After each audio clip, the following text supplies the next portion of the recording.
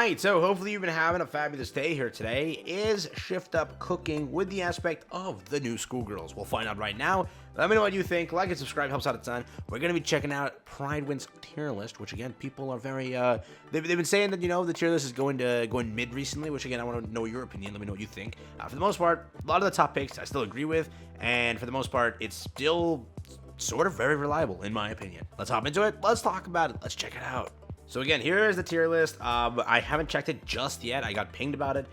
So as usual, I will go into this more so blind. Again, if Naga got SSS, can she be any lower? I'm thinking they're just going to rate her the same, but we'll find out right now. So first up, we have the character placed at... Where the fudge is she?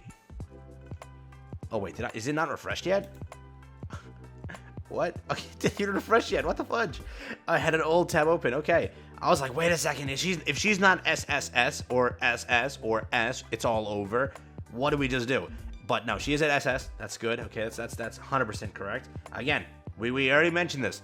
Bunny girls are better for the reason of less manual play, more healing, a little bit better on the aspects of everything. They're just universally good.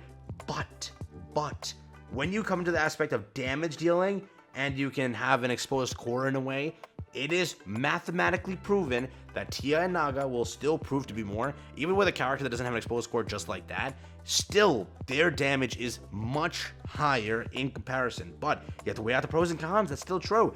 Are you going to cut down sort of aspects of manual to auto? Of also, you know, if your cover breaks, what happens? There are some gimmicks that can ruin these characters, but statistically, logically, they are still powerful, correct? Again, now that people saw that there's potentially 2 pilgrims, which again, who knows what happens, man? People keep telling me like, oh my god, 2 pilgrims confirmed. We don't know, but I would still say regardless of anything, you should only ever be pulling on standard characters because against a 2%. If this Annie, they surprise us and they say, you know what, 2% for everyone, 2% for you. Again, yeah, it'll be great, but we'll see, right? I still think these characters are very strong, but again, it's up to you. Story early, should be SS, right? Same thing? Yeah, same thing. SS characters, that's always the case. Again, Blanc and Noir, they're going to rank higher because they're just healing, whatnot. They are very solid for a lot of stuff, but when you get into solo raid, that's, again, I've reiterated this point so much. Like, you know that meme, why can't 2 legends exist? Why in this game can't people not realize that 2 characters or multiple characters can fit the same thing, but it's not like an issue? I swear, in this community, it's like, no, Tia and Naga are mid, terrible. I only want Blanc and Noir. I'm not summoning. I'm never picking these characters up. Like, if you don't play solo raid, I told you, you don't need them, right? If you play solo raid, kind of want them. You play union raid, kind of want them. If the Annie announces a new, you know, content that requires multiple team comp things, you kind of want them. You want them for Missilus Tower, kind of want them. But again, yeah, in boss solo, clearly ranking very high because again, 4 bosses, these characters are going to be freaking nuts. Gonna love it, right? Again, with additional targets, they're gonna drop. She remained high though, SSS over here. She drops over here to SS. For PvP, I think they're flop of characters there. For PvP, damn, over here and then over here, oof. So she's B and she's A, okay? So again, not bad. Again, I don't play PvP, so I can't tell you why. Don't ask me why. I have no idea. But on the review, let's check out what they're cooking up in this aspect. Let's see. We're going to start with the pros and cons, always what I like to do. Provides a unique attack damage buff, which is rarely diluted and usually stands as an independent multiplier.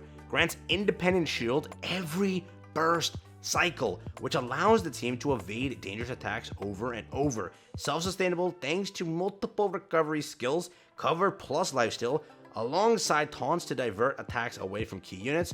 Unique re-enter burst stage 1 trait, assists her major pair Naga to activate the dominant parts of her skill with ease, can provide above average burst generation in campaign due to her being a rocket launcher, less sensitive to enemy distance. Her constant taunt may be blessing or a curse, that's true 100%. It may be a threat to her existence, which is again, in some aspects that does kind of mess with it. If her cover is destroyed, she loses the attack damage buff permanently. This is why I've been saying it. She is not an auto-friendly character. You're gonna have to keep an eye, alright? You're gonna have to be watching a little bit, right? If you're playing solo raid anyways, you should be not just on auto constantly. You will more so be looking at the screen and seeing what happens. But yes, if that cover gets destroyed, it's GG's for the character, correct? In a lot of instances, she can survive with the cover being okay. The recovery on that is very fast, right? But if a monster, a boss, a mob, whatever, damages it full, which it happens sometimes, it's an issue, correct?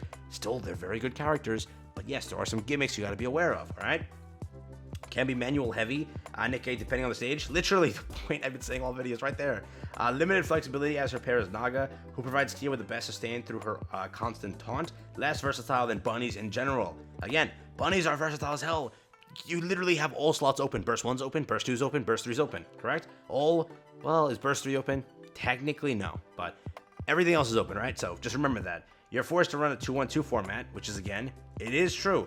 It's not, in my opinion, exactly a con, but the point of it is that you are forced to run it, so just be aware of it, because you have to re-enter her burst stage skill 1, right? So again, hence why, with bunnies, it's different. 1-1-3, then 2-1, anything's optional, right? Technically speaking. So, yeah, with Naga being her best pair, she only optimally works with units that can hit cores all the time, which is, again, another thing. So there's many things to keep in mind, but for the most part, if you're playing solo raid, she's going to be able to form out, both of them are going to be able to form out a great team. That's the point of pulling for the characters. I still think if you had bunny girls, I've made that point abundantly clear.